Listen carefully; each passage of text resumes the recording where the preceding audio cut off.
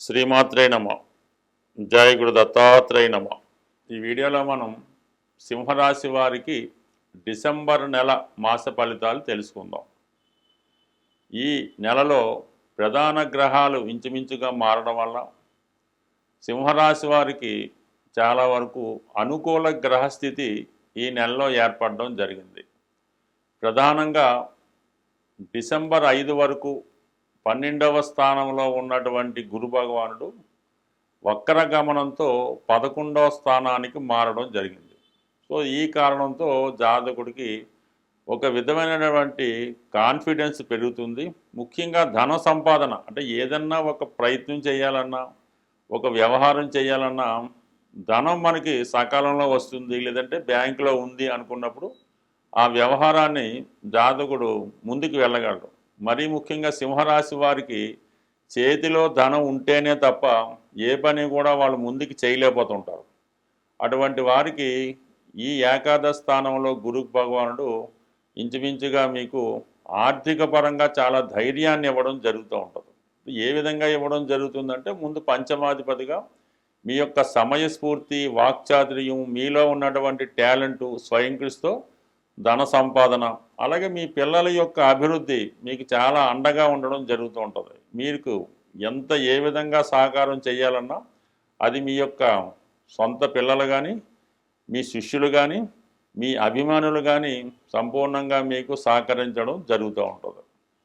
ఇక మరొక ముఖ్యమైన విషయం ఏంటంటే, శని భగవానుడు ప్రస్తుతం ఈ రాశివారు అష్టమ శనితో ఇబ్బంది పడుతూ ఉన్నారు. గత కొంతకాలంగా వక్రగమనంలో ఉన్నటువంటి శని భగవానుడు సప్తమ అష్టమ భావాల మీద తన ప్రభావం చూపడం వల్ల కొన్ని కావలసిన వాళ్ళే కొన్ని నిందలు, అపవాదులు వేయటం, టెంపరీగా మీ నుంచి విడిపోవడం జరుగుతూ ఉంటుంది. అది మీ భార్య అవ్వచ్చు, మీ పార్ట్నర్స్ అవ్వచ్చు, లేదా మీకు ఎవరినైతే మీరు బాగా ఇష్టపడుతూ ఉంటారో వాళ్ళు మీకు ఏదో విధంగా దూరం అవ్వడం జరుగుతూ ఉంటుంది. ఇప్పుడు ఎప్పుడైతే అష్టమంలో శని భగవానుడు రుజుమార్గంలోకి రావడం జరిగిందో చాలా వరకు కొన్ని ఇబ్బందుల నుంచి, కొన్ని అపవాదాల నుంచి మీరు బయటపడడం జరుగుతూ ఉంటుంది. అయినప్పటికీ కూడా కొంత ఇబ్బంది తప్పదు. అంటే చివరి నిమిషంలో మీరు మాట తప్పవలసి రావడం కానీ, మీరు సంపూర్ణంగా ఎవరినైతే విశ్వసిస్తారో వారు మీకు హ్యాండ్ ఇవ్వడం కానీ, మోసం చేయడం కానీ జరిగే అవకాశం ఉంది. కాబట్టి ఏదైనా ఈ సింహరాశి వారికి ప్రస్తుతం ఉన్నటువంటి ఎన్ని గ్రహాలు బలంగా ఉన్నా అష్టమ శని ప్రభావం వల్ల చివరి దాకా అది మనకి చేతికి వచ్చేదాకా కూడా ప్రతి క్షణం కూడా ఏదో ఒక ఇబ్బంది కలిగించే అవకాశం ఉన్నది. ఇది చాలా జాగ్రత్తగా వ్యవహరిస్తూ నిర్ణయాలు తీసుకోవాల్సి ఉంటుంది. అంటే ప్రధానంగా ప్రస్తుతం రవి రాష్ట్రాధిపతిగా ఉన్నటువంటి రవి చతుర్థ స్థాన సంచారం చేస్తున్నాడు ఇంచుమించుగా డిసెంబర్ 16 వరకు. ఇది చాలా వరకు చతుర్థ భావ ఫలితాలు, అంటే స్థిరాస్తి కొనుక్కునే విషయంలో కానీ, అలాగే తల్లిగారితో కానీ ఉన్నటువంటి సత్సంబంధాలు పెరుగుతూ ఉంటాయి. విద్యార్థులు విద్య యందు చాలా ఆసక్తి కూడా చూపిస్తూ ఉంటారు. ఎందుకంటే బుధుడు కూడా ధన లాభాధిపతిగా 4వ స్థానంలో ఉండడం వల్ల ఏదైనా ఒక స్థిరాస్తి కొనాలనే ఆలోచన నెరవేరుతుంది. లేదంటే ఇతరుల ఆధీనంలో ఉన్నటువంటి స్థిరాస్తి మీరు స్వాధీనం చేసుకోవడం కానీ, ఏదైనా కొత్తగా 10 మందికి ఉపయోగించే విధంగా ఏదైనా నిర్మించడం కానీ జరిగే అవకాశం ఉంటుంది. దాని తర్వాత ఏమవుతుంది, డిసెంబరు 16న రవి 5వ స్థానంలోకి మారుతూ ఉంటాడు. ఇది ఆటోమేటిక్గా మీకు వృత్తిలో హోదా పెరుగుతుంది, నూతన పదవీ లాభం కలుగుతుంది, వృత్తిలో అనుకోకుండా మార్పు రావడం జరుగుతుంది. మీరు ప్రభుత్వ ఉద్యోగి అయినా, రాజకీయ రంగంలో ఉన్నా కంప్లీట్గా మీలో ఉన్నటువంటి ప్రతిభకు తగిన గుర్తింపు వచ్చి మీ టాలెంట్ని మీరు రుజువు చేసుకోవడం వల్ల ఆటోమేటిక్గా మీరు హోదా పెరుగుతుంది. అలాగే ఉద్యోగస్తులకి ఏంటంటే కొద్ది సీటు మారడం కానీ, ఉద్యోగం మారడం కానీ జరిగే అవకాశం ఉంది. ప్రధానంగా ఇంకో ముఖ్య విషయం ఏంటంటే, శుక్రుడు తృతీయ దశమాధిపతిగా ఈ డిసెంబర్ 8వ తారీఖున మనకి శుక్రమౌఢ్యం ప్రారంభమవుతుంది. అంటే శుక్రుడు బలహీనమవుతాడు, రవికి దగ్గరగా రావడం వల్ల కంపస్ట్ అవ్వడం జరుగుతుంది. సో దానివల్ల ఏంటంటే ఎస్పెషల్లీ మన సింహరాశి వారికి, ఈ రాశిలో ఉన్నటువంటి స్త్రీలకి వృత్తిపరమైనటువంటి ఇబ్బందులు రావడం జరుగుతూ ఉంటుంది. అనారోగ్యపరమైనటువంటి సమస్యలు ఎదుర్కొంటారు. దగ్గర బంధువులతో ఇబ్బందులు ఎదురవుతూ ఉంటాయి.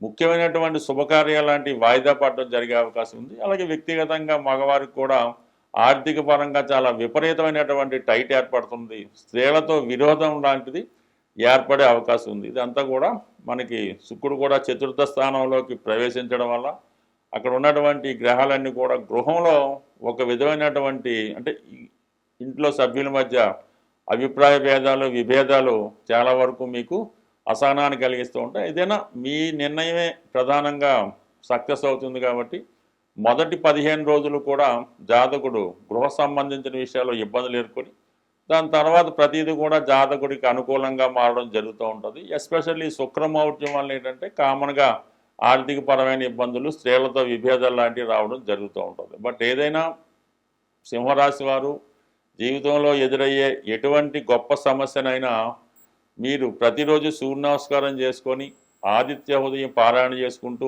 ఆదివారం నియమంగా ఉంటే మంచిది. ఇప్పుడు ఈ నెలలో ఏర్పడే ఆర్థిక సమస్యల నుంచి బయటపడాలంటే కంపల్సరీగా మీరు ప్రతి శుక్రవారం ఏదైనా అమ్మవారి ఆలయంలో కుంకుమర్చన గులాబీలతో పూజ చేయించడం, అలాగే మీరు వ్యక్తిగతంగా లలితా సహస్రనామం కానీ అలాగే శ్రీ సూక్తం కానీ ఇటువంటివి అమ్మవారికి సంబంధించినటువంటి చదువుకోవడం వల్ల స్త్రీలని గౌరవించడం వల్ల కుటుంబంలో ఉన్నటువంటి తల్లిగారితో సమానమైన వ్యక్తుల్ని పూజించడం వల్ల కంప్లీట్గా మీకు మీ యొక్క ఆర్థిక పరిస్థితి ఈ నెలలో అనుకూలంగా మారే అవకాశం ఉంటుంది. స్వస్తి. శ్రీమాత్రే నమః. మన జాతకం ఎంత అనుకూలంగా ఉన్నా జరుగుతున్నటువంటి దశలు కానీ గోచారం కానీ అనుకూలంగా ఉన్నప్పటికీ కూడా కొన్ని ముఖ్యమైనటువంటి పనులు అంటే ఆ కుటుంబంలో పిల్లలకి ఉద్యోగాలు రాకపోవడం, వివాహం జరగకపోవడం, ఎంత కష్టపడినా అప్పులు పెరిగిపోవడం ఇవి జరుగుతూ ఉంటాయి. దీనికి వాస్తుపరంగా కూడా ఉన్నటువంటి దోషాలు చాలా వరకు ఆ కుటుంబం మీద ప్రభావాన్ని చూపడం జరుగుతూ ఉంటుంది. ప్రధానంగా ఏదైనా మనం ఇల్లు కట్టుకున్నప్పుడు చిన్న చిన్న వాస్తు దోషాలు ఉంటే అవి 7 సంవత్సరాల తర్వాత వాటి ప్రభావాన్ని చూపడం జరుగుతూ ఉంటుంది. మేజర్ దోషాలు లాంటి ఏమైనా నైరుతి దోషాలు అలాంటివి ఉంటే ఇల్లు కట్టిన 6 నెలల తర్వాతే వాటి ప్రభావాన్ని చూపడం జరుగుతూ ఉంటుంది. సో ఏదైనా మనకి ఈ దీర్ఘకాలిక సమస్యలు పరిష్కారం అవడం లేదనుకున్నప్పుడు కంప్లీట్గా వాస్తుపరంగా ఉన్నటువంటి దోషాలు కూడా సరి చేసుకుంటే ఈ ప్రధానమైనటువంటి సమస్యలు పరిష్కారం అవుతుంటాయి. ముఖ్యంగా సాధారణంగా చిన్న సమస్యగానే కనబడుతుంటుంది. ఈ గృహంలో వాయువ్య దోషం ఉండడం వల్ల అంటే వాయువు మూసి ఉండడం, వాయువులో టాయిలెట్లు, వాయువులో బరువులు పెట్టడం ఇవి పెట్టడం వల్ల ఎవరైతే వ్యాపార పరంగా చేస్తున్నారో వాళ్ళు వ్యాపారం నెమ్మదిగా దివాలా తీయడం, అప్పులు పెరిగిపోవడం, ఎవరినైతే నమ్మి మీరు మీ వ్యాపారంలో మీ చేదోడు వాదోడుగా ఉంటారని పెట్టుకుంటారో అది తమ్ముడు అవ్వచ్చు, బామ్మర్ది అవ్వచ్చు, ఇంకోటి అవ్వచ్చు, వాడు నెమ్మదిగా వాడి చేతి వాటాన్ని ప్రదర్శించి మరి మీ యొక్క వ్యాపారంలో ధనాన్ని మళ్లించడం కానీ ఈ విధంగా వాడు బాగుపడుతూ మిమ్మల్ని నాశనం చేయడం కూడా జరుగుతూ ఉంటుంది. ఇది అంతటికీ కూడా వాయువ్య దోషం కారణమవుతూ ఉంటుంది. అలాగే ఉద్యోగస్తులు కూడా చాలా వరకు లంచాలు తీసుకొని పట్టుబడడం, జైలు పాలవ్వడం కూడా ఈ వాయువ్య దోషం వల్ల అవకాశం ఉంటుంది. చాలా వరకు ఆ కుటుంబంలో మనసు స్థిమితం లేని మానసిక వికలాంగులు కానీ అలాగే ఇంటి మీద శ్రద్ధ లేకుండా గాలికి తిరుగుతున్నట్టు ఉన్నా అది వాయువు దోషంగానే భావించి ఈ వాయువ్య దోషాన్ని సరిచేసుకోవడం వల్ల అటు వ్యాపారం పుంజుకుంటుంది, కుటుంబంలో ఏ పని పాట లేకుండా ఉన్నవాళ్ళు పని మీద శ్రద్ధ పెంచుకుంటారు. అలాగే కొద్దిగా మెంటల్ ఇన్బ్యాలెన్స్ ఉన్నవాళ్ళు కూడా వారి సామర్థ్యాన్ని పెంచుకొని బాగుపడే అవకాశం ఉంది. కాబట్టి ఎంతో ఖర్చు అవుతుంది. కానీ ఒకసారి ఇటువంటి ప్రధాన సమస్యలు ఉన్నప్పుడు మంచి వాస్తు సిద్ధాంతం చూపించి వాస్తు సరి చేసుకోవడం మంచిది. లేదు అది వాస్తు సరి అవ్వదు, అది న్యాచురల్గా ఏర్పడింది అన్నప్పుడు వేరే ఇంట్లోకి మారడం వల్ల కూడా మీరు దీని నుంచి బయటపడవచ్చు. అయితే వాస్తు ప్రభావం అనేది ఇమీడియట్గా మాత్రం చూపించదు, నెమ్మదిగా దాని ప్రభావాన్ని చూపిస్తుంది. బట్ ఏదైనా మాత్రం ఫలితం మాత్రం పక్కాగా మంచిగా వచ్చే అవకాశం ఉంటుంది. అందువలన ఎంత గోచారం బాగున్నా జాతకం బాగున్నా వ్యాపార పరంగా నష్టాలు నిరుద్యోగ సమస్యలు ఉంటే కంపల్సరిగా ఈ వాయువు దోష ప్రభావం అక్కడ ఉందనే చెప్పచ్చు. ఏ కుటుంబంలో అంటే ఏ గృహంలో వాయువు దోషం ఉంటుందో అక్కడ ఆగ్నేయ దోషం ఉంటుంది.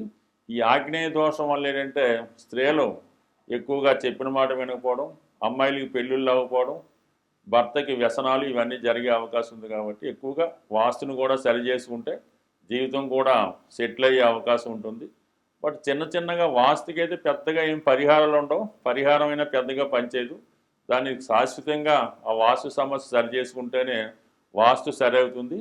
మనం నివసిస్తున్నటువంటి గృహం సరైనటువంటి వాస్తు విలువలతో ఉండి నియమాలు పాటిస్తూ ప్రతిరోజు పూజా పునస్కారాలు చేసుకుంటే మన జాతకం కూడా మంచిగా తన ప్రభావాన్ని చూపించే అవకాశం ఉంది. బట్ ఏదైనా ఇల్లు ముఖ్యం, వాస్తు ముఖ్యం, ఇల్లాలు ముఖ్యం, అలాగే మన అదృష్టం కూడా ముఖ్యం. బట్ ఏదైనా మన ప్రయత్నం బట్టి ఫలితం సాధించవచ్చు. ఏదైనా నమ్మిన వాళ్ళకి నమ్మనంత, నమ్మకపోయిన వాడికి ఏ ఇబ్బంది ఉండదు. బట్ ఏదైనా జీవితంలో బాగుపడాలి అనుకున్న వాళ్ళు దీన్ని ఒక్కసారి సరి చేసుకుంటే 100% మీ జీవితాల్లో మార్పు అన్నది తప్పక వస్తుంది. స్వస్తి.